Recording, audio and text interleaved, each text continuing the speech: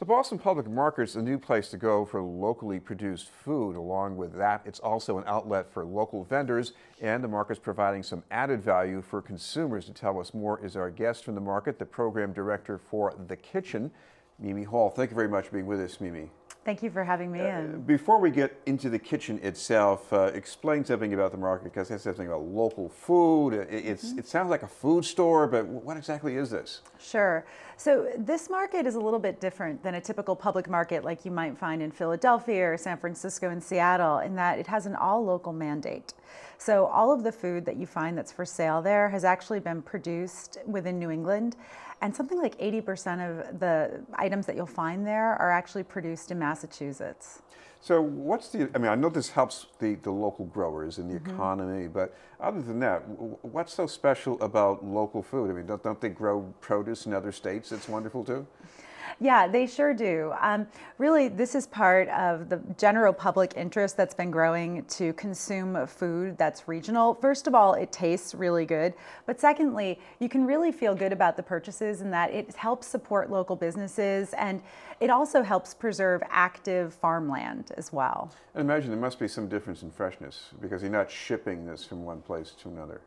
Absolutely. I bought some oyster mushrooms just the other day from one of the vendors, which had just been picked and brought up from Rhode Island. And I'll tell you, even having shopped at pretty high-end grocery stores and paying quite a bit more actually than I paid for these mushrooms had a totally different taste. They were tender and juicy because there's less time in shipping.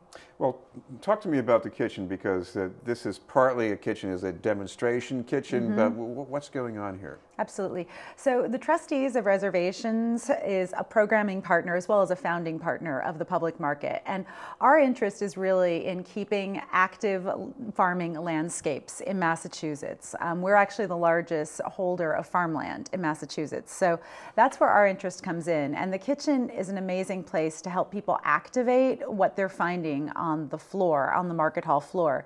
Very often, we've either had the experience or we know someone who's had the experience of signing up for a CSA, and then you get a bunch of rutabaga, and maybe that's not in your lexicon in the kitchen. So the kitchen at the Boston Public Market is going to be a place to help people learn how to cook that food and learn how to prepare it healthfully and quickly so it can really fit into our lives. Now, one of the things I saw in your schedule was showing kids how to make pancakes. Now that's a lot of carbs, so why pancakes?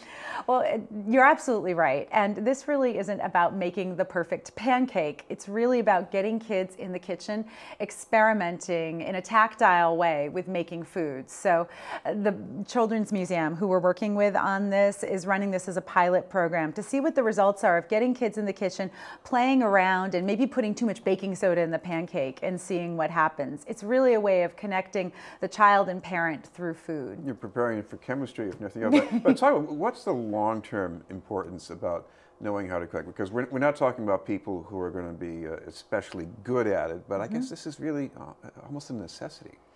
Yeah, you know, I heard somewhere recently that about a third of Americans don't know how to cook. And it makes sense when you think about how a lot of us have been raised with moms and dads who are both busy working. And I think a lot of us, especially the millennial generation, are really interested in getting back into the kitchen, but they may not have things like knife skills. So we have groups that we've partnered with, like America's Test Kitchen, that aren't doing their usual high-end, detail-oriented process, but they're really breaking it down for beginners.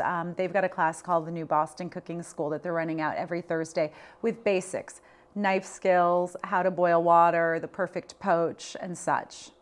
Poaches and sauces. Now that sounds rather advanced. It's really not, actually. It's, you know, some of these skills are really daunting at first for the beginner cook. I'm someone myself who started cooking in my 30s and in my early 30s. And it's one of these things where I think when you start, it seems so complicated. You need all of this equipment. What a lot of our classes are going to be about is simplifying things and making it an unintimidating process for folks. Talk about some of the partners here. You've got Blue Cross and Blue Shield working on this. What are they going to be doing? Blue Cross Blue Shield has been an amazing partner to us because there really is an insurance group starting to make the connection between health and well-being, and they're really wanting to promote that. to their clients. So we're working with them in a couple of ways. We're doing a weekly taste of the season where we're really just sampling food that's available from the market hall and allowing people to eat it, doing simple dipping sauces and whatnot so they can taste things like apples. We just did tomatoes last week, cucumbers, just to get a taste of what's available. And those are all free. Explain how getting a taste can make a difference, because I do a fair amount of cooking, but I also get in a rut. I do the same thing the same day every week. Sure.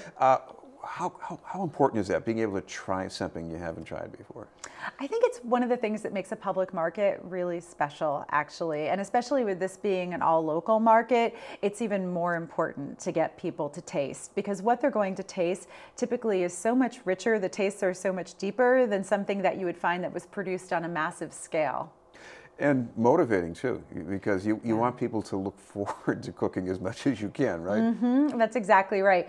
One of the great things that you'll find, not only in the kitchen, but in the rest of the public market, are wonderful smells as well. You know, that smell of apple cider donuts being baked out on the market floor. It's really one of the things that adds to the atmosphere. Getting away from the donuts now, you also have some exercise programs. Tell me about that. That's to deal with the donuts. So in the mornings, when it's really not typically the time for a cooking class, we have this amazing space. It's a 3,200 square foot space. And we roll away the tables. The floors have all been cleaned from the night before. And we've got REI coming in to do yoga classes as well as a run club. And what's nice about that is folks can come in before they go to work, take a class, and then pick up some food in the market to eat for breakfast or to take with them for lunch. Now, of course, overall, people see this place. It's on the Greenway. I'm sure it looks fantastic inside, but some people are saying it must be totally pricey. How affordable is this stuff? Yeah, well, it's a really good point. I think that's one of the things we've struggled with so much in the local food movement, at least here in Boston, and I believe nationally as well, that it's something that's just for elites.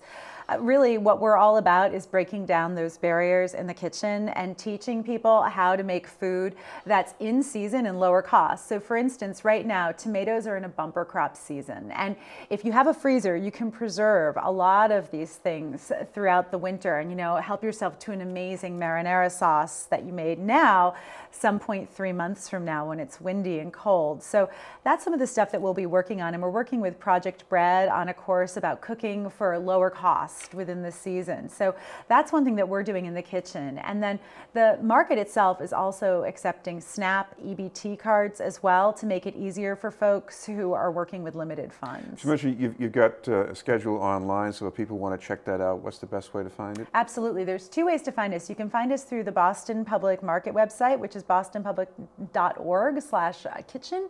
And you can find us also through the trustees website, ttor.org/kitchen. Thank you very much for being with us. Thank you. From the Boston Public Market, Mimi Hall. We'll have more news in just a moment.